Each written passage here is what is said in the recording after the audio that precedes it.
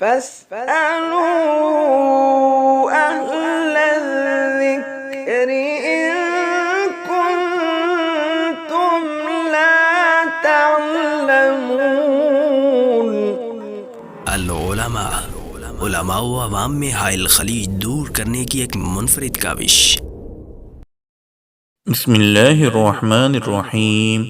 لجنۃ العلماء للافتاء فتویٰ نمبر 108 10 ستمبر 2021۔ سوال: مارکیٹ میں خواتین کے لیے مختلف ہیئر کلر دستیاب ہیں۔ بعض خواتین اسی ہیئر کلر میں کوئی لوشن وغیرہ مکس کر کے مہندی نما چیز بنا لیتی ہیں اور اسے ناخنوں پر لگاتی ہیں۔ ایک لحاظ سے یہ مہندی کی طرح رنگ پکڑتا ہے اور دوسری طرف اس کی ناخن پالش کی طرح بالکل ہلکی اور باریک سی تہ بھی محسوس ہوتی ہے۔ کیا اسے استعمال کیا جا سکتا ہے اور کیا اس پر وضو کیا جا سکتا ہے؟ کیونکہ خدشہ یہی ہے کہ باریک تہ کی بنا پر ناخن خشک نہ رہ گئے ہوں۔ جواب: الحمدللہ وحدہ والصلاة والسلام علی من لا نبی بعدہ۔ اس قسم کی چیزیں استعمال کرنے میں کوئی حرج نہیں، البتہ وضو کے حوالے سے تفصیل یہ ہے کہ اگر اس کی ناخن وغیرہ پر تہ نہ بنتی ہو، صرف کلر رنگ ہو، تو یہ لگا کر وضو درست ہوگا۔ اسے ہٹانا ضروری نہیں، کیونکہ اسے ہٹائے بغیر بھی پانی ناخن تک سرایت کر جاتا ہے اور یہی وضو میں مطلوب ہے۔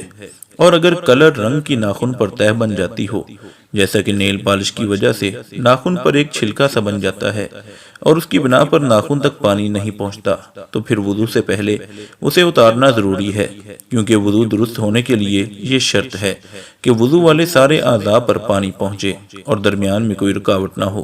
اگر تھوڑی سی جگہ بھی خشک رہ جائے تو وضو نہیں ہوتا، جیسا کہ حدیث مبارک میں آتا ہے۔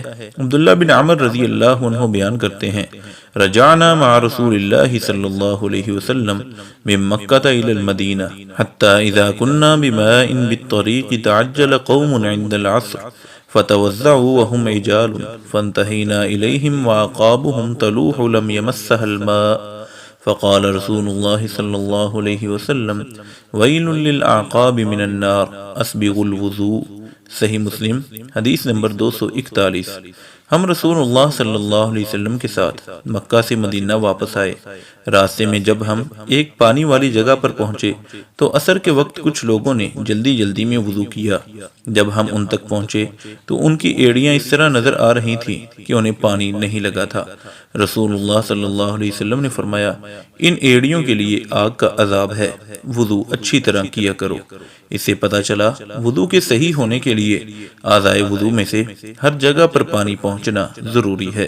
وآخر دعوانا ان الحمد للہ رب العالمین۔ مفتیان کرام فضیلت الشیخ ابو محمد عبد الستار حماد حفظہ اللہ، فضیلت الشیخ عبد الحلیم بلال حفظہ اللہ، فضیلت الشیخ جوید اقبال سیالکوٹی حفظہ اللہ، فضیلت الدکتور عبد الرحمن یوسف مدنی حفظہ اللہ، فضیلت الشیخ سعید مجتبی سعیدی حفظہ اللہ، فضیلت الشیخ ابو عدنان محمد منیر قمر حفظہ اللہ، فضیلت الشیخ حافظ عبد الرؤوف سندو حفظہ اللہ، فضیلت الشیخ ابو محمد ادریس اثری حفظہ اللہ۔